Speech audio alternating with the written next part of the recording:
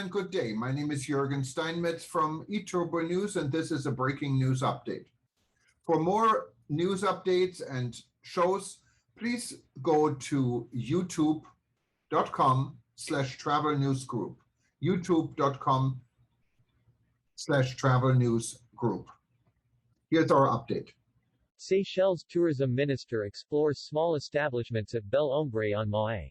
Many small tourism accommodation providers are presenting top-quality products, paying close attention to detail and operating on 5-star level standards, Minister for Foreign Affairs and Tourism, Mr. Sylvestre Radegonde, said on Friday, August 26, 2021, during a visit of small establishments at Bel Ombre.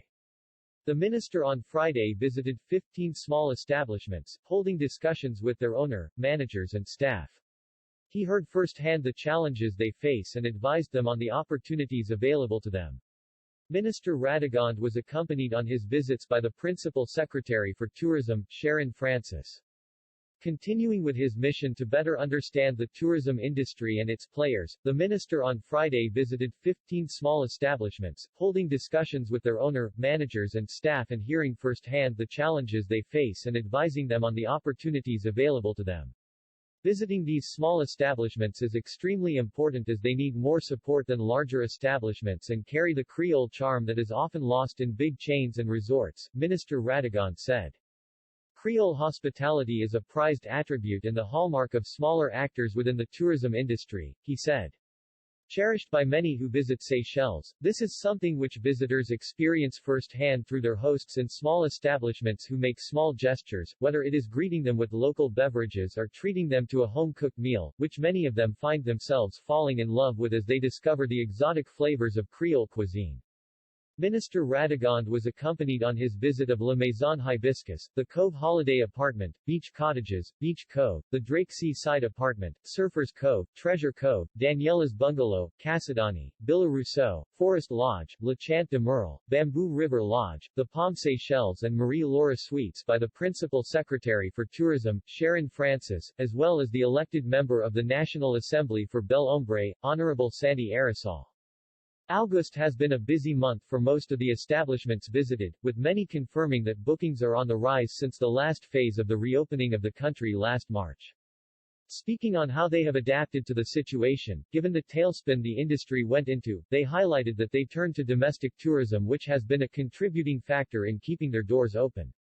With cancellations from international visitors becoming more frequent, establishment owners say they have adopted a more flexible approach which is bringing dividends, some guests postponing their stays instead of canceling completely.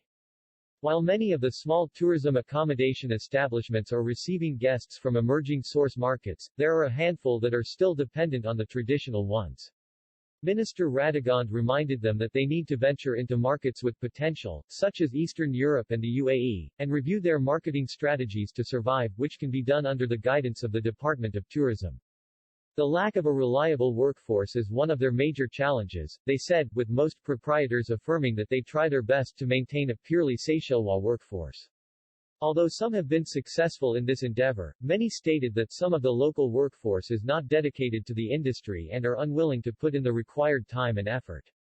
Mr. Loiseau of Casadani pointed out that local labor is always preferable, however, once the non-workers are removed from our population, namely children, the elderly, the ones unable to work and those who refuse to, there is very little choice left and at some point, they have to seek labor from overseas.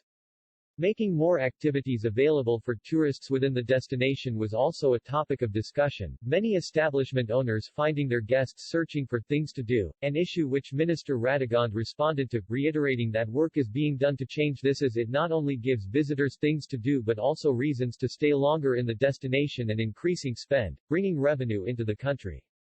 Other concerns discussed included noise disturbances, pollution, littering and reduced access to the beach due to certain developments. Despite these challenges, the establishments had plenty of positive feedback, with many proprietors affirming that the country opened at the right time, giving them a chance to survive. The destination opening up before many others gave it a competitive edge, P.S. Francis responded, and the country's sensible measures made it easier and more appealing for people to travel as the country receives visitors from even as far as Alaska. Commenting on the visits, Honorable Aerosol said that he found them to be fruitful as they engaged in interesting interactions with the establishment owners, learning more about their situation and concerns, which also included GOP-related issues and unreliable workers.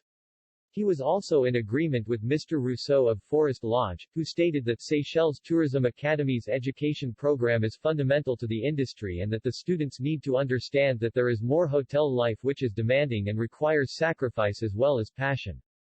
Impressed by the establishments they visited, both Minister Radegonde and P.S. Francis commented on how some of these small establishments are presenting top-quality products, paying close attention to detail and operating on 5-star level standards.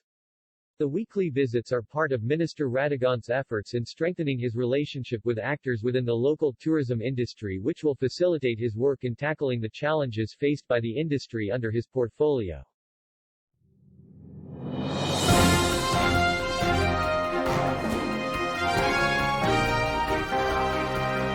Thank you for listening to our news update. There's more on youtube.com/travel news group, or you can read us, of course, in going to our news portal at eTurboNews.com or travelnews.online.